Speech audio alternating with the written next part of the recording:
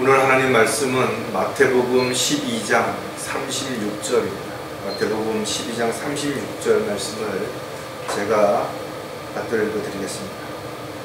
그러나 내가 너희에게 말하노니 사람이 말하는 어떠한 빈말이라도 심판 날에는 그에 관하여 설명하게 되리라. 잠깐 말씀을 위해서 기도드리겠습니다.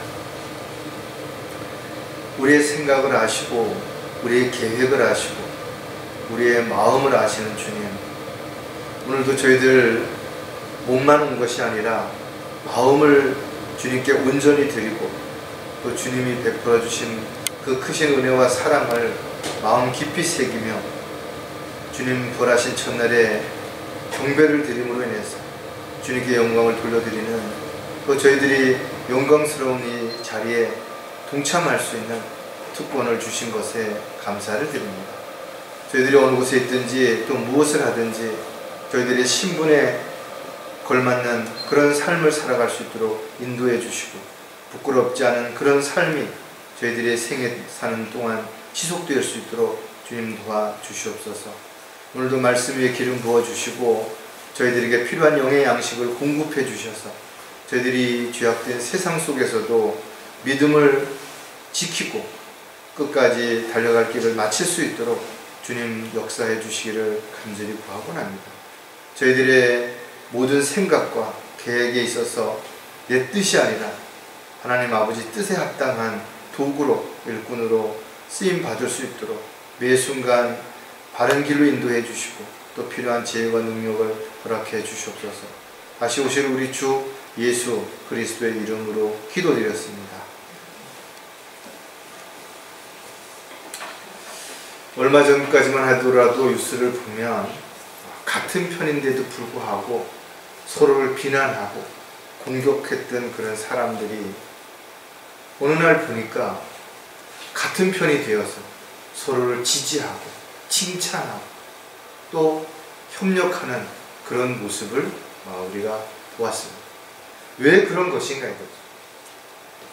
그들은 자신의 유익을 위해서라면 언제든지 타협할 수 있는 그런 마음의 욕심들이 있기 때문에 그런 것입니다. 여전히 3월에 대선을 앞두고 양당 대표로 후보가 된 사람들은 서로를 공격하고 비난하는 데 있어서 멈추지 않고 있습니다. 그들이 주장하는 내용들 가운데는 유언비어도 있죠.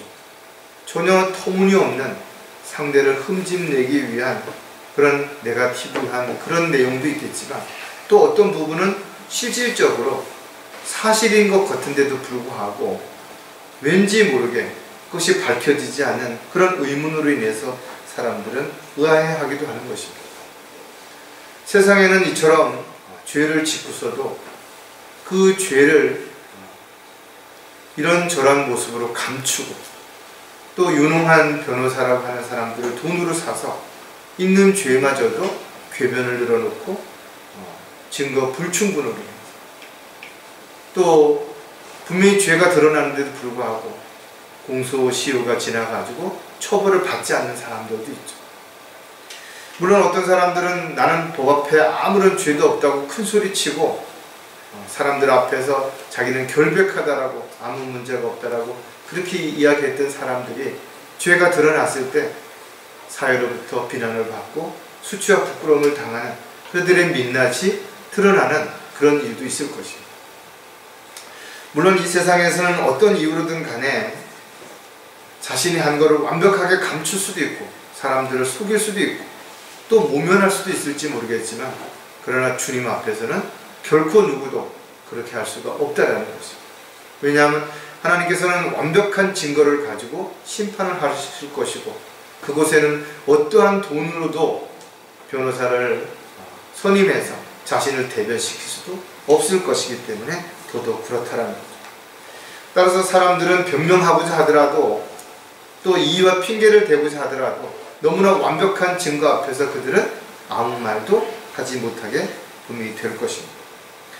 따라서 저와 여러분이 이와 같이 하나님의 뜻과 계획 또 하나님의 은혜와 사랑을 알고 있다면 어떤 이유로든 하나님을 속이려고 하는 어리석은 자가 되지 않을 것입니다.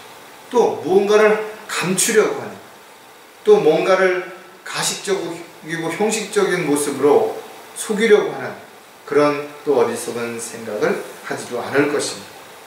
하나님 앞에서는 감출 것이 없이 모든 것이 다 드러날 것입니다. 오늘 우리가 본문에서 봤던 것처럼 자신이 한 어떤 빈말이라도, 그게 농담이었든 또는 사람들이 일시적으로 자신을 모면하기 위해서 거짓말을 했든 모든 것은 다 드러나야 되고, 거기에 대해서 스스로 해명해야 될 때가 반드시 오게 될 것이라는 것입니다. 따라서 저와 여러분이 정말 하나님께서 우리의 모든 것을 다 알고 계신다면 우리가 어떠한 변명이나 핑계를 앞세우기보다는 우리의 부족한 부분을 주님께 아뢰고 주님 앞에 지혜를 구하고 또 주님이 주시는 능력과 계획에 합당한 도구로 헌신하는 그런 삶을 살아갈 수 있는 그런 저와 여러분이 반드시 되어야 될 것입니다. 오늘 설교 제목은 어떤 변명도 할 수 없는 사람들입니다. 많은 사람들은 자신이 어떤 변명을 통해서, 핑계를 통해서 현실적으로 모면할 수도 있겠죠. 그러나 하나님 앞에서는 그럴 수 없는 부류의 사람들이 있다라는 것이죠. 세상은 자신이 원한다고 해서 모든 것들이 다 이루어지지 않죠. 또 자신이 열심히 노력해서 무언가를 이뤘다고 해서 그것이 영원히 보장되는 것도 분명 아닌 것입니다. 그럼에도 불구하고 사람들은 끊임없이 허황된 꿈을 쫓아서 죄를 짓고 불법을 행하면서도 자신의 유익을 위해서라면 동일한 죄를 반복해서 짓는 것들을 우리는 끊임없이 보았고 마지막 때에는 이런 일들이 더욱 비일비재하게 일어나게 될 것입니다. 사람들마다 자신이 원하는 것들이 있고 그 원하는 것을 이루고자 하지만 그것이 잘 안 될 때 이런저런 이유로도 다른 사람을 불평하고 탓하고 원망하는 그런 삶을 살아가기 때문에 세상은 점점 더 각박해지고 서로를 의심하는 그런 시대가 되는 것입니다. 많은 사람들이 자신이 잘못을 했음에도 불구하고 그 이유를 이런저런 핑계와 변명을 앞세우기 때문에 그때는 이래서 그렇고 지금은 저래서 그렇고 또 때가 너무 빨라서 그렇고 너무 늦어서 그렇고 또 사람들이 많아서 그렇고 또 적어서 그렇고 무엇이 어떻고 저떻고 끊임없는 그런 변명을 앞세우면서 결국은 자신이 잘못한 부분에 대해서는 인정하지 않으려고 한다는 것이죠. 그러나 모든 문제의 근원은 사실 자신에게서부터 시작이 된다는 것이죠. 그래서 어떤 문제가 생기고 어떤 어려움이 생기고 어떤 자신이 감당할 수 없는 상황이 된다면 먼저 자신에게서 그 원인을 찾는 그런 저와 여러분이 반드시 되어야 될 것입니다. 아무리 사람들을 속이고 자신마저 속인다 하더라도 결국은 그것은 하나의 변명에 불과할 것이다. 또 사람들과 적당히 타협하고 자신이 유익을 취해서 조금은 뭔가 더 유익한 편안한 그런 생활을 한다 할지라도 이 모든 것 또한 시간이 지나면 다 거기에 합당한 대가를 받게 될 것입니다. 따라서 우리는 성경을 통해서 누구도 변명할 수 없다는 사실을 분명히 알았다 이거죠. 아무리 말을 바꾸고 사람들을 속이고 또 그럴듯하게 위선적인 삶을 살아간다 하더라도 결국은 하나님은 우리의 모든 것을 다 보시고 계시고 다 알고 계신다는 것이 되겠죠. 죄인들은 자신의 죄로 인해서 심판을 받을 것입니다. 누구도 변명하지 못할 것입니다. 행한 대로 하나님께서는 심판하시기 때문에 그 원칙에 따라서 단 한 사람도 예외가 없을 것입니다. 구원받은 그리스도인이라 하더라도 주님 앞에 서게 되는 날 어떤 핑계나 변명도 될 수 없을 것입니다. 하나님께서는 우리가 주님을 만난 이후에 어떻게 살았는지에 대한 부분을 가지고 평가할 것이고 거기에 합당한 보상과 유업을 주게 될 것이고 또 때로는 부끄러움과 수치를 당하게 될 수도 있을 것입니다. 따라서 저와 여러분은 하나님 앞에 서는 날 모든 것이 드러날 것을 이미 알고 있기 때문에 우리 각자가 어떤 자세로 어떤 모습으로 살아야 되는지를 누가 설명하지 않아도 우리는 그것을 다 알고 있기 때문에 거기에 합당하게 살고자 최선을 다해야 될 것입니다. 자, 오늘 어떤 변명도 할 수 없는 사람들은 어떤 사람들인가를 세 부류를 하나씩 살펴볼 텐데, 첫 번째가 주의 말씀을 믿지 않는 사람들, 즉 진리의 말씀을 믿지 않는 사람들. 어떤 사람들이에요? 하나님의 말씀은 진리.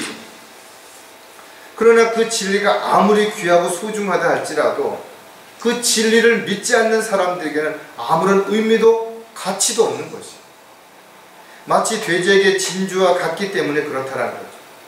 베드로는 이 부분을 이렇게 비유해서 말씀하시고 있는데, 참된 잠언대로 그들에게 이루어진 것이니 개가 스스로 토한 것에 다시 돌아가고 또 돼지는 씻고 나서 진창 속에 뒹군다 하였도다. 자신이 뭔가 새로운 기회가 주어지고 또 새로운 마음의 변화가 있어 이렇게 살지 말아야 되겠다, 뭔가 나도 어떻게 해야 되겠다 라고 마음에 결단하고 나서는 3일이 못 가 똑같은 일들의 반복적으로 거기에 휩쓸리게 된다면, 이와 같은 부분을 마치 개나 돼지와 같이 존귀한 상황에 처해 있어도 깨닫지 못하기 때문에 멸망하는 짐승들처럼 살아가는 결과를 가져온다는 거예요. 진리의 말씀을 들었으면서도 믿지 않는 사람들은 어떠한 변명도 할 수 없을 것입니다. 왜? 분명 진리의 말씀을 통해서 기회를 주었기 때문에 그렇다라는 거죠.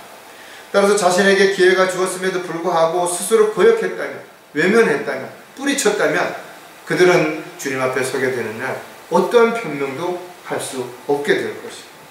자, 주님의 말씀을, 즉 진리의 말씀을 믿지 않는 사람들은 어떤 특징을 갖고 있는지를 또 생각해 보면 진리를 외면한 채 사는 사람들이라는 것입니다. 진리를 앞에다 두고도 진리를 알아보지 못했던 빌라도처럼 지금도 수많은 사람들이 진리를 앞에다 두고도 진리를 알지 못하는 거죠. 진리를 눈으로 보고서도 깨닫지 못하는 거죠. 항상 배우나 깨닫지 못하는 사람들이 분명히 있다라는 것입니다. 참으로 많은 사람들이 교회를 다니고 있지만 진리를 알지 못한 채 자신의 유익을 위해서, 기복신앙을 위해서 종교놀이를 하는 사람들도 얼마든지 있기 때문에 그렇다라는 것입니다.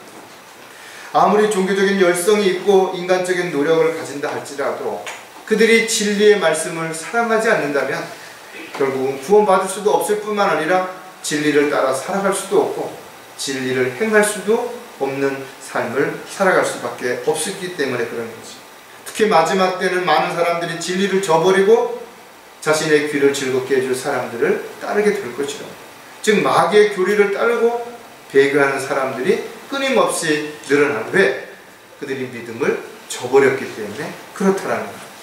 분명 하나님께서는 진리의 말씀을 들을 수 있는 기회를 주었음에도 불구하고 들을 수 있는 귀가 없었기 때문에, 들으려는 마음이 없었기 때문에 그들은 진리의 말씀을 거부한 것입니다. 특히 마지막 때에 많은 사람들이 진리를 견디지 못하는 가장 큰 이유는 육신적이고 세상적인 것들에 이미 마음을 빼앗기고 자신이 그렇게 지옥을 향해 달려가고 있다는 사실조차도 마귀에게 속고 있기 때문에 알지 못해서 그런다라는 거예요. 고린도후서 13장 8절에 보면 우리가 진리를 거슬러서는 아무것도 할 수 없고 오직 진리를 위해서만 할 수 있는 일. 구원받은 그리스도인들은 진리를 거슬러서 할 수 있는 일은 아무것도 없는 것이, 즉 진리를 떠나서 하나님의 말씀을 떠나서 하는 모든 것들은, 하나님의 말씀에 비추어 보아서 합당하지 않은 것들은 하나님을 기쁘시게 해드릴 수 없을 뿐만 아니라 그로 인해서 맺어지는 열매들은 결국은 육신의 열매이기 때문에 그것으로 하나님께 영광을 불러드릴 수 없게 된다는 것. 따라서 구원받은 그리스도인들이 가장 먼저 해야 하는 일은 바로 진리의 지식에 이르는 것입니다. 자신이 진리의 지식을 통해서 영적으로 성장해서 성숙한 그리스도인이 되어야 진리를 따라 살 뿐만 아니라 사람들에게 진리를 선포할 수 있고 그 진리를 통해서 주님께 영광을 돌려드리는 삶을 살아갈 수 있기 때문에 언제 어디서든 진리를 따라야 될 뿐만 아니라 진리를 말하고 진리에 합당한 그런 삶을 살아가야 되는 거죠. 자비와 진리가 너에게서 떠나지 않도록 그것을 내 목에 걸며 내 마음판에 새기라 했다. 가장 지혜로운 솔로몬이 우리에게 가장 큰 교훈을 준다 했다. 자비와 진리가 너에게서 떠나지 않도록 그것을 내 목에 걸고 마음판에 새기라, 늘 가까이 하라는 것이죠. 그리고 늘 자신이 무엇을 행할 때 그 진리 안에서 진리를 따라서 그렇게 행하라는 겁니다. 전적으로 주님을 믿고 자신의 가장 귀한 것을 주님 앞에 내어놓지 않는 사람들은 결코 진리를 따라서 살 수도 없고 진리 안에서 참된 자유를 누릴 수도 없다는 사실들을 우리는 한순간도 잊어서는 안 될 것입니다. 주님의 말씀을 믿지 않는 사람들의 또 다른 특징은 은혜의 복음을 거부한 사람들입니다. 복음이야말로 세상에서 가장 기쁜 소식이죠. 병든 사람에게 가장 기쁜 소식은 병을 고칠 수 있다는 소식일 것입니다. 가난한 사람에게 가장 기쁜 소식은 뭔가 열심히 일해서 풍족한 생활을 할 수 있는 것이 가장 기쁜 소식일 것입니다. 또 좋은 사람을 만나는 것, 또 좋은 직장을 갖는 것, 이런 모든 것들이 필요한 사람에게는 가장 기쁜 소식일 것입니다. 그러나 죄인들에게 가장 기쁜 소식은 바로 영원한 지옥으로부터 구원받을 수 있다는 사실을 아는 것이죠. 따라서 은혜의 복음이야말로 하나님께서 우리의 죄값을 치러주시고 십자가에서 흘리신 그 보혈의 능력으로 죄를 용서해 주셨을 뿐만 아니라 끊임없이 은혜와 사랑으로 우리를 지켜주시고 돌봐주시는 그 크신 은혜에 대한 말씀을 우리는 절대로 잊어서는 안 될 것입니다. 하지만 세상에서는 많은 사람들이 복음을 듣고도 그 복음을 거부해버립니다. 믿지 않는 것입니다. 아직까지 그래서 복음을 잘 알지 못하는 사람도 있을 뿐만 아니라 복음을 듣고도 거부한 사람들이 너무나 우리 주변에 많은 것입니다. 저와 여러분이 마지막 때에 가장 해야 할 중요한 일 가운데 하나는 바로 그런 그들에게 끊임없이 지속적으로 복음을 전하는 일입니다. 바로 하나님의 복음이, 은혜의 복음이 그들을 변화시키고 그들의 신분을 바꿔줄 수 있는 유일한 길이기 때문에 그런 것입니다. 로마서 1장 16절에도 보면 내가 그리스도의 복음을 부끄러워하지 아니하노니 이는 이 복음이 믿는 모든 사람을 구원에 이르게 하는 하나님의 능력이 됨이라. 저 여러분이 복음을 전하다 보면 비난을 받기도 하고 손가락질을 받기도 하고 욕을 먹을 수도 있죠. 그러나 부끄러워해서 안 된다 이거죠. 이 일이야말로 가장 가치 있고 귀한 일이기 때문에 그런 거죠. 십자가를 전파하는 것이 어떤 사람의 눈에는 어리석게 보일지 모르지만 이 일이야말로 가장 가치 있는 일이기 때문에 그리스도인들은 이 일을 하는 것에 있어서 조금도 게으르거나 나태해서는 안 될 것입니다. 오늘날 어떤 처지에 있는 어떤 사람이라도 그가 복음을 들을 수만 있다면, 그리고 그 복음을 믿을 수만 있다면 구원을 받을 수 있다라는 거예요.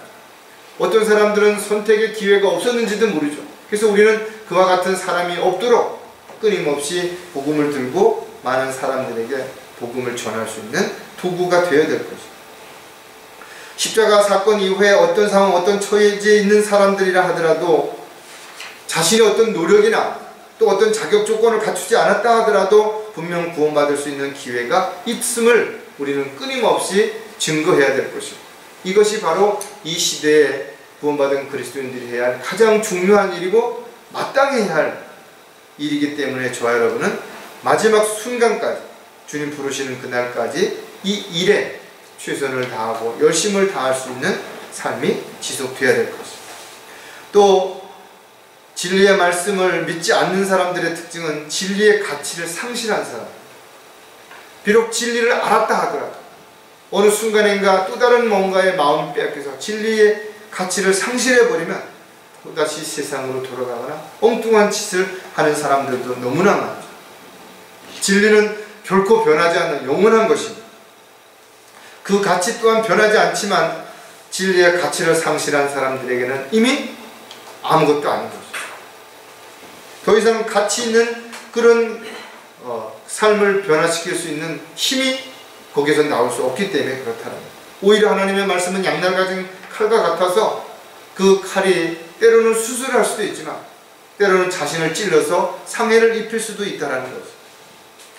따라서 사람들은 자신의 유익을 위해서 언제든지 변할 수 있고 약속을 어길 수도 있다는 사실을 우리가 기억한다면 끝까지 진리의 가치를 우리는 붙잡고 또 그 진리 안에서 진리를 따라가 살아가는 그런 저와 여러분이 반드시 되어야 될 것입니다. 어떤 이유로든 스스로 진리를 거역하거나 따르지 않는 것은 이미 그 마음속에 진리의 소중함을 잊고 살기 때문에 그런 거죠. 또 다른 무엇인가가 그 진리를 대신하여 그의 마음을 빼앗았기 때문에 그렇다는 거예요. 오늘날 안타깝게도 많은 사람들이 진리를 알았음에도 불구하고 그 진리의 가치를 상실한 채 살아가는 그리스도인들도 있죠. 그런 그리스도인들은 참으로 비참한 그리스도인이라고밖에 표현할 수가 없을 것입니다. 디모데전서 6장 5절에도 보면 마음이 부패하고 진리를 상실하며 이익이 경건이라 생각하는 사람들 사이에 무익한 논쟁이 일어나는, 쓸데없는 논쟁을 하다가 정작 해야 할 소중한 일들을 잊고 살아가는 그런 사람들이 얼마나 많은 것인가요? 성경은 그런 데서 내 자신을 빠져나오라는 거죠. 불필요한 논쟁, 자신이 잘났다고 상대를 지적하고 평가하는 일에만 몰두해서 늘 끊임없이 다투고 이러는 사람들, 그런 물에서 빠져나오라는 것이. 특히 육신적이고 세상적인 일에 마음을 뺏긴 채 살기에 진리가 진리되지 못하는 그런 사람, 또 진리의 가치를 상실한 채 자신의 어떤 것들을 자랑하고 내세우려고 하는 그런 교만에 빠진 사람들과의 관계는 반드시 정리하고 빠져나오라는 것입니다. 헌신적인 삶을 살기보다도 자신의 유익을 위해서 하나님의 말씀을 인용하는 사람, 또 하나님의 말씀을 앞세워서 자신의 잘못, 불법을 완화시키고 또 사람들에게 숨기려고 하는 그런 사람들에게서 즉시 분리되라는 거죠. 이미 진리의 가치를 상실한 사람들은 다시 돌이키기가 너무나 어려운 것입니다. 한번 세상으로 돌아갔다가 다시 돌아오기가 너무나 힘들기 때문에 많은 사람들은 조금만 더, 한 번만 더, 그러다가 영원히 돌아오지 못한 채 헛된 삶을 살아가는 사람들도 너무나 많은 것입니다. 이처럼 진리의 말씀을 믿지 않는 사람들은 그들이 어떤 상황에서, 어떤 처지에서 어떤 변명을 앞세우고 핑계를 댄다 할지라도 주님 앞에 서는 날 그들은 결코 변명할 수 없게 될 것입니다. 자, 두 번째, 어떤 변명도 할 수 없는 사람들은 어떤 사람들인가 하면 주님을 믿고 따르지 않는 사람들이라는 거죠. 진리의 말씀을 들었고 진리의 말씀을 믿고 구원받은 이후에도 끊임없이 진리의 말씀을 따라서 주님을 믿고 따라가야 되는데, 그러기 위해서는 십자가를 지고 자신을 부인해야 되는데 그렇게 하기는 너무나 힘든 것이에요. 너무나 많은 것을 버려야 되고 너무나 많은 것을 포기해야 되기 때문에 어느 날부터 슬며시 또다시 자신이 원하는, 자신이 하고 싶은 일을 하면서 적당히 양다리를 거치는, 적당히 사람들 앞에서 종교 생활을 하는 그런 사람들이 늘어난다라는 거예요. 물론 주님을 믿고 따르는 것은 아무나 할 수 있는 것은 분명 아닌 것입니다. 예수님을 따랐던 많은 사람들이 예수님이 고난에 처했을 때 예수님을 떠났다가, 제자들조차도 주님을 십자가에 못 박혔을 때 떠나버린 것이죠. 자신의 불치병을 고쳤던 사람들, 늘 주님과 함께 하겠다고 했던 사람들도 주님을 떠났다가, 저와 여러분 역시 주님을 따르기 위해서는 끊임없이 자신을 부인해야 됩니다. 십자가를 져야 되는 것이에요. 매일 나는 죽노라고 고백해야 됩니다.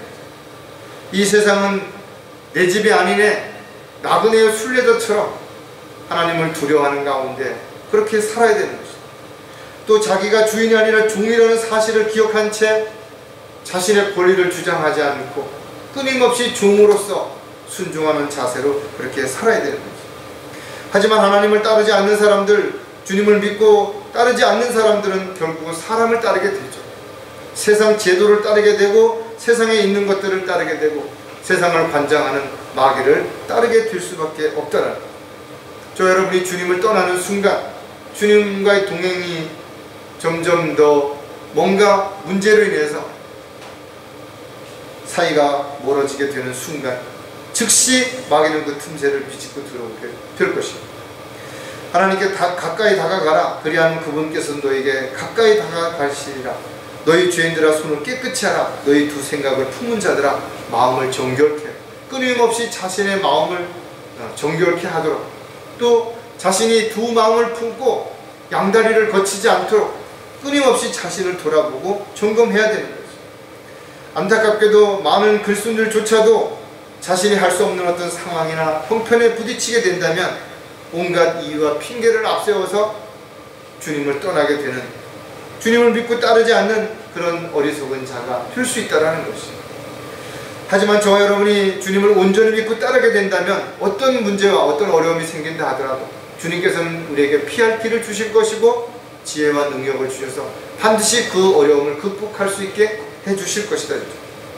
또 주님을 믿고 따르는 사람들은 모든 염려와 근심 걱정을 주님께 맡겨드릴 것이고, 그리고 무릎을 꿇게 될 것이고, 주님께서 주시는 그 능력으로 지혜로 인해서 그 모든 것들을 다 이겨내고 견뎌내고 또 그와 같은 과정들을 통해서 더 성숙한 그리스도인들이 될 수 있을 것입니다. 주님을 믿고 따르지 않는 사람들은 어떤 사람들인가? 또 우리가 몇 가지 특징을 보면, 고난에 동참하지 않는 사람들. 누구도 고난 자체가 즐겁거나 편안하지 않죠.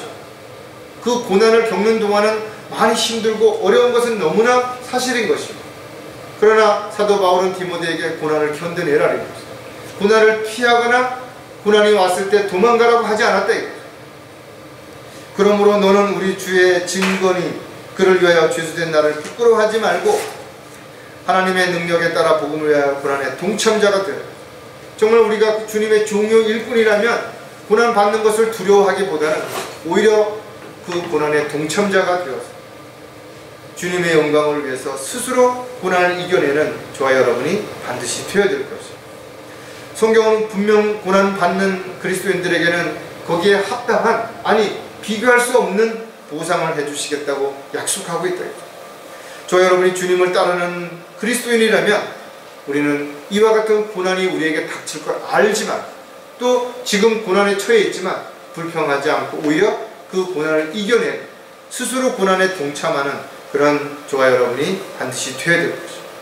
로마서 8장 17절에 보면, 자녀이면 또한 상속자들이니 하나님의 상속자들이요 그리스도와 함께한 공동 상속자들이니 우리가 그와 함께 고난을 받는 것은 함께 영광을 받게 하려 함이라.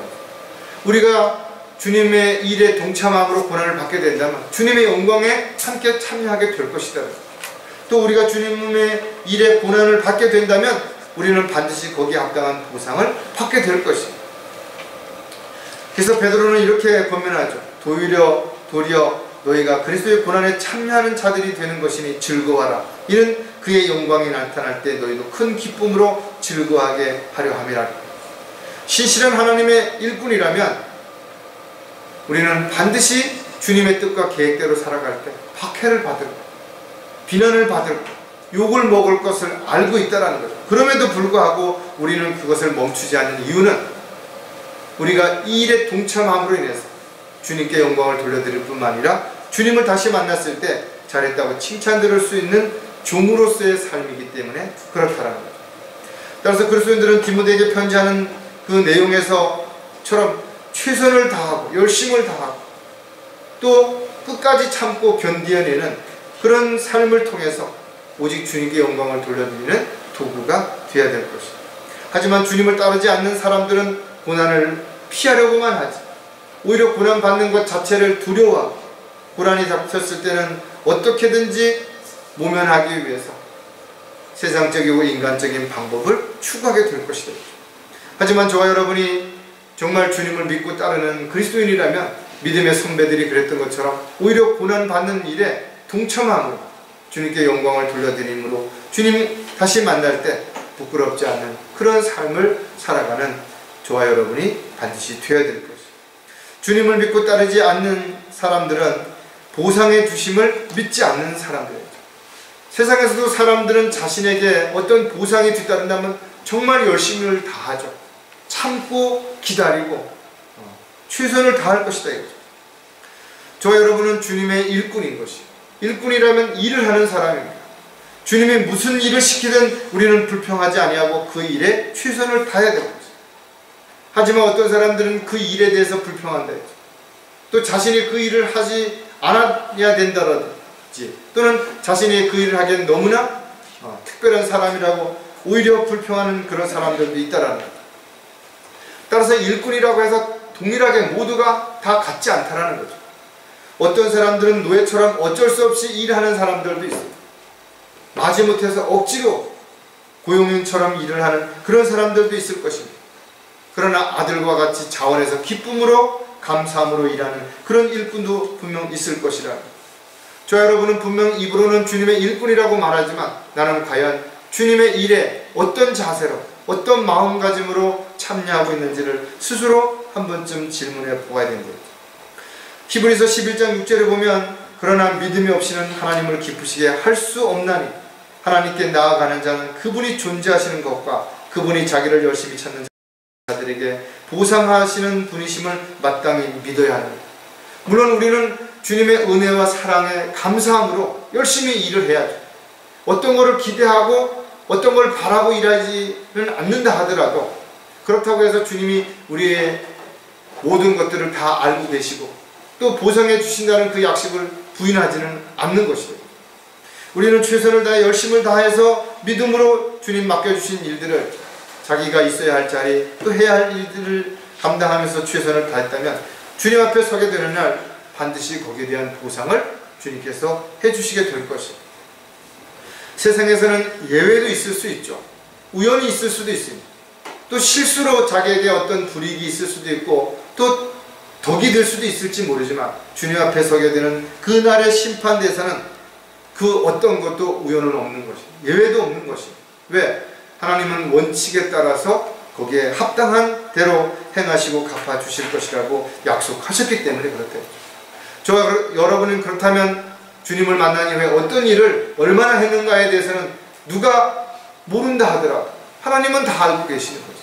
또 하나님 앞에 서는 날 어떤 것도 빠짐없이 우리가 행한 대로 반드시 평가하시고 보상해 주실 것이 분명하다.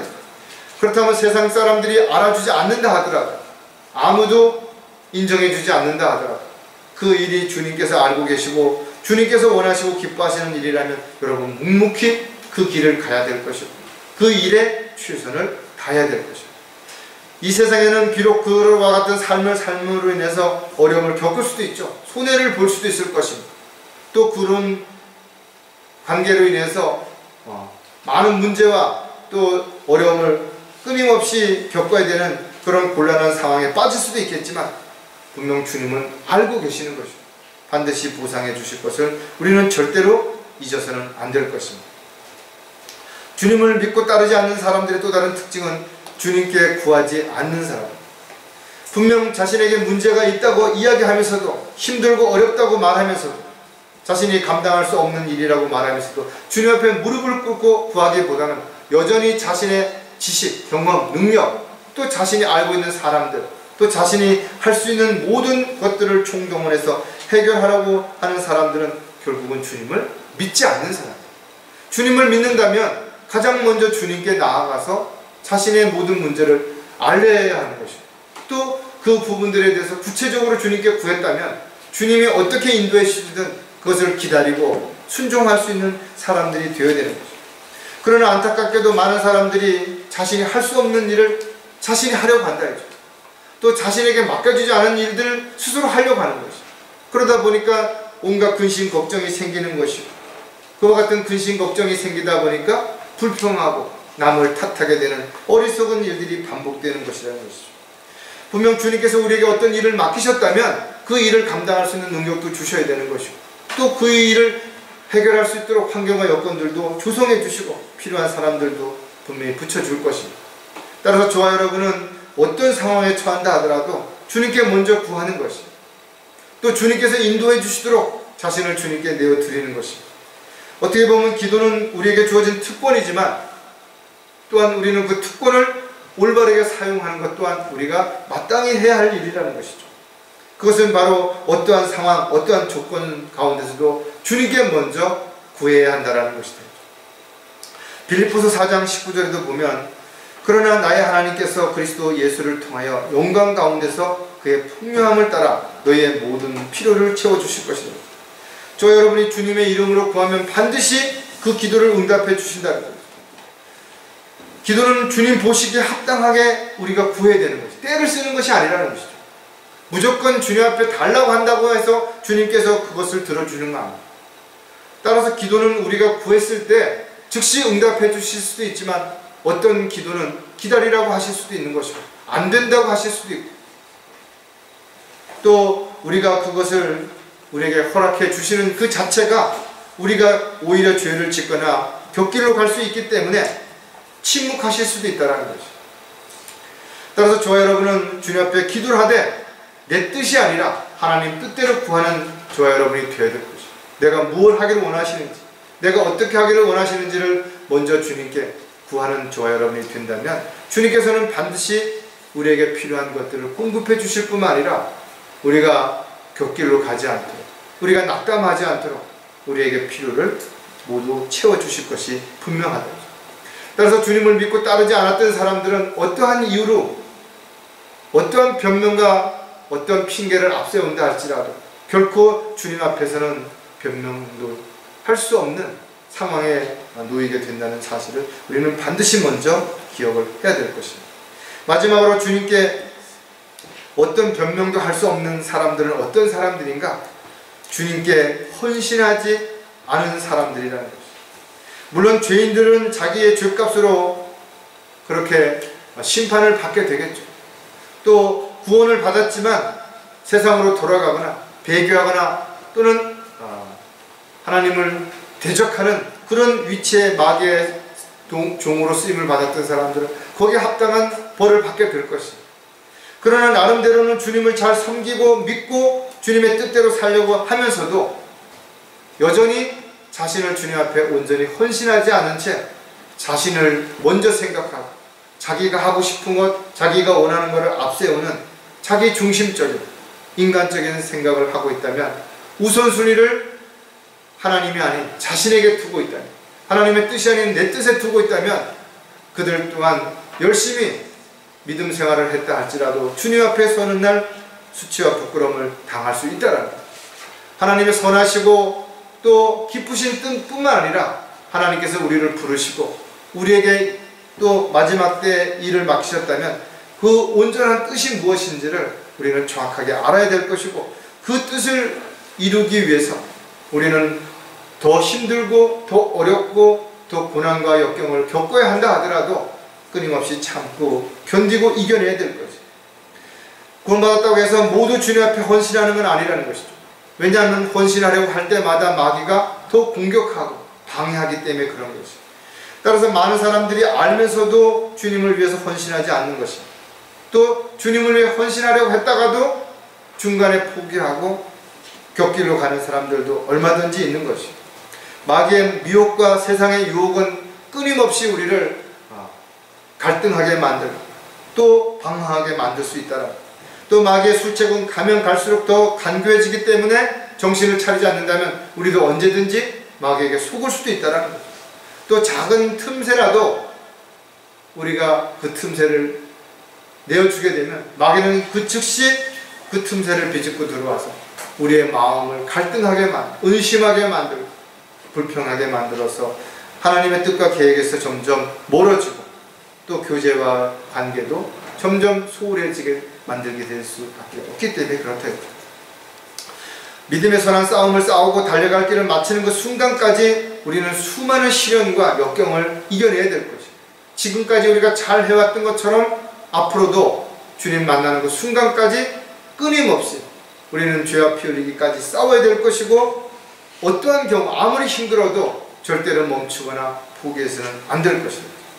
분명 하나님께서는 우리가 감당할 수 없는 시험은 주시지 않는다고 약속하셨다 이거죠.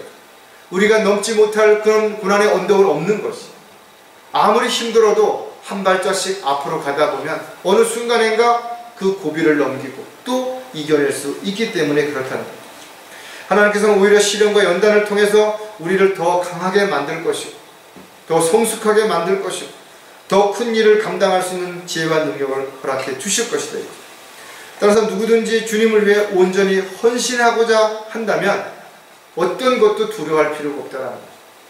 주님께 맡기고 주님을 믿고 따른다면 주님께서는 우리의 인도자가 되실 것이고 보호자가 되실 것이고 우리의 모든 것을 감당해내실 수 있는 협력자가 반드시 되실 것이고, 특히 우리에게 일을 맡긴 주님이 주인이시기에 종들에게 필요한 모든 것들을 공급해 주셔서 우리가 온전히 자신에게 맡겨진 일에 최선을 다할 수 있도록 그렇게 보살펴 주실 것이다. 자, 주님께 헌신하지 않는 사람들의 또 특징들을 몇 가지 살펴보면 시간의 소중함을 잊고 사는 사람들이라는 거죠. 하루가, 일주일이, 그리고 한 달이 어떤 사람에게는 순식간에 지나갈 수도 있다라는 거죠. 특히 바쁜 일이 있거나 꼭 해야 할 일이 있을 때는 시간이 더 빨리 지나가죠. 죽음을 앞둔 사람들에게 시간은 정말 빠르게 지나가는 것입니다. 사실 모든 사람들은 결과적으로는 시한부 인생을 살아가는 것이죠. 왜냐하면 자신이 언제 어디서 죽을지 모르기 때문에 그런 것이죠. 사람이 한 번 죽는 것은 정해진 것이라는 것을 우리가 기억한다면 누구에게나 이미 죽을 시점은 정해진 것이죠. 그걸 모를 뿐이라는 것이죠.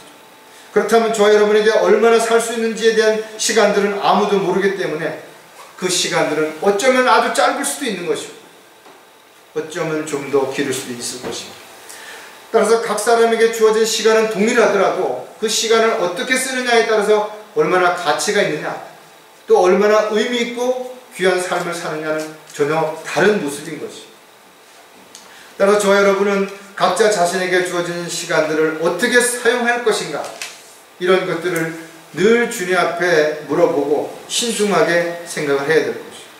에베소서 5장 16절 17절에도 보면 시간을 사서 얻으라, 이는 그 날들이 악하기 때문입니다. 이로 인하여 너희는 어리석게 되지 말고 주의 뜻이 무엇인지 이해하라. 시간을 사서 얻으라는 거죠. 돈을 주고 사는 것처럼 정말 뭔가 대가를 지불하지 않으면 우리는 그 시간을 우리가 효율적으로 쓸 수가 없어요. 우리가 세상에 뭔가 자기가 원하는 일을 포기하지 않고는 주님을 위해서 시간을 들일 수가 없다라는 거예요. 따라서 어떻게 효율적으로 시간을 사용하느냐에는 각자가 다르겠지만 특히 성경은 외부 사람들에게는 지혜로 행하여 시간을 사서 얻으라. 사람들을 만나고 또 어떤 일을 함에 있어서 지혜롭게 그 시간들을 잘 활용할 수 있어야 된다는 거예요. 우리가 주님 앞에 시간을 들이지 않는다면 하나님을 기쁘시게 할 수 없는 것이, 자신이 원하는 일을 위해서는 언제든 시간을 아낌없이 쓰면서도 주님 앞에 나오고 주님께 기도하고 경배를 드리고 찬양을 드리고 또 주님의 일을 하는 데 있어서는 이런저런 이유로 시간이 없다라고 변명하는 것은 그리스도인에게는 결코 합당하지 않다라는 거예요. 주님 앞에 서게 됐을 때 우리는 모든 것들을 다 알게 되게 되겠지만 그때 가서 후회한들 무슨 소용이 있겠냐라는 거죠. 주님 앞에 서게 되는 그 순간에 후회하기 전에 지금 우리가 이런 사실을 알았다면, 많은 사람들이 그런 것처럼 내가 이렇게 죽을 줄 알았다면 내가 이걸 하지 말걸, 이걸 할걸 하면서 후회하는 그런 모습들을 우리는 미리 말씀을 통해서 깨닫게 되었다면 각자가 주님 앞에 서게 되는 날이 언제인지 알 수 없지만 그때 부끄러움을 당하지 않기, 또 수치를 당하지 않기 위해서 지금 각자에게 주어진 시간들을 효율적으로 잘 사용하는 소중함을 아는 저와 여러분이 되어야 될 것입니다. 주님께 헌신하지 않는 사람들은 세상에 마음을 두고 사는 사람들이에요. 악한 자들은 부귀영화는 자신에게 지속될 거라고 착각할 수도 있어요. 그래서 국가를 더 넓게 짓고 더 많은 일들을 도모하기 위해서 더 애쓸 수도 있을 것이지만, 그러나 오늘 밤 내 생명을 취하게 된다면, 내 혼을 주님께서 취하게 된다면 네가 가진 모든 것들은 누구 것이 되겠느냐. 순식간에 자신에게도 삶이 지나가게 될 것이에요. 돈이 많다고 해서, 권력이 있다고 해서, 또 자신이 특별한 인기가 있고 사람들에게 존경을 받는다고 해서 시간이 흘러가지 않는 것은 아닙니다. 그들 역시 언젠가는 늙고 병들고 죽게 될 것이에요. 이 세상에서 아무리 많은 것을 쌓아놓고 아무리 세상 사람들에게 인정을 받고 존경을 받았다 하더라도 그들이 하나님 앞에 서게 되는 날, 구원받지 못했다면 그 대가는 영원한 지옥에서 고통만이 그들을 기다리고 있을 것이다라는 거죠. 따라서 세상의 부는 영원하지도 않을 뿐만 아니라 그 가치는 하나님의 말씀에 비추어 볼 때 참으로 아무것도 아니라는 거죠. 이 세상을 사는 동안 무엇을 하며 어떻게 살았든 간에 영원한 삶에 비한다면 한순간에 지나가는, 눈 깜짝할 사이에 지나가는 그런 안개와 같은 세월일 수밖에 없다라는 거죠. 세상에 미련을 두고 마음을 뺏긴 채 살아가는 그리스도인이 있다면 참으로 어리석은 사람들이라. 왜?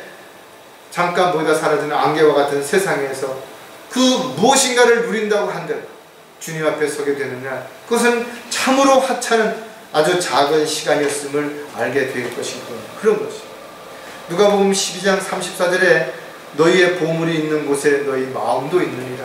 사람들이 어디에다 마음을 두고 있느냐에 따라서 그 사람의 몸도 멀리 있다 하더라도 늘 거기에 마음을 두고 거기에 보물에 관심을 가지고 살아갈 수밖에 없는 거예요.